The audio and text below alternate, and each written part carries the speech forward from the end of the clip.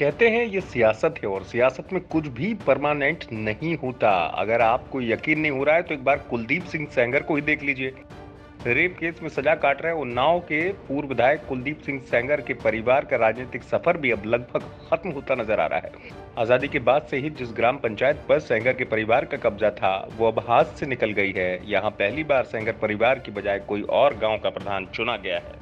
उन्नाव जनपद की सबसे बड़ी और विवादित ग्राम पंचायत में आजादी के बाद से अब तक सजायाफ्ता पूर्व विधायक कुलदीप सिंह सेंगर और उनके परिवार का ही कब्जा रहा है। लेकिन इस ग्राम पंचायत में पहली बार गांव की प्रधानी भी सेंगर परिवार के हाथ से निकल गई है।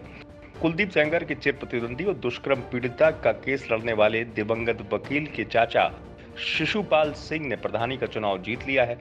इस ग्राम पंचायत में अभी कुलदीप सिंह सेंगर के छोटे भाई की पत्नी गांव प्रधान है। किशोरी से दुष्कर्म के मामले में तिहाड़ जेल में उम्र कैद की सजा काट रहे कुलदीप सेंगर का गांव की ग्राम प्रधानी पर देश की आजादी के बाद से ही कब्जा रहा है। आरक्षण के चलते जब सेंगर परिवार के सदस्य चुनाव नहीं लड़ पाया तो किसी और को मैदान में उतार कर जीत दर्ज कराई। सेंगर के नाना बाबू वीरेंद्र सिंह 36 साल प्रधान रहे। 1987-88 में कुलदीप सेंगर प्रधान बने थे।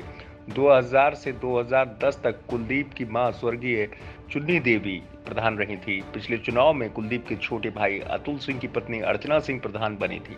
इस बार सेंगर परिवार ने ग्राम पंचायत के चुनाव में खुलकर रुचि नहीं दिखाई। सेंगर परिवार के पुराने प्रतिद्वंदी शिशुपाल सिंह ग्राम प्रधान निर्वाचित हुए हैं। उन्होंने 2218 वोट हासिल कर अपने प्रतिद्वंदी राम मिलन को 894 वोट से हराया है। बता दें कि कुलदीप सिंह सेंगर 2002 में पहली बार उन्नाव सदर से बीएसपी के टिकट पर विधायक चुने गए थे। ये पहला मौका था जब इस सीट पर किसी बीएसपी उम्मीदवार को जीत हासिल हुई थी। इसके बाद बांगरमऊ से 2007 में वो समाजवादी पार्टी की टिकट पर विधायक चुने गए। 2012 में वो भगवत नगर विधानसभा सीट से बीजेपी के विधायक बने।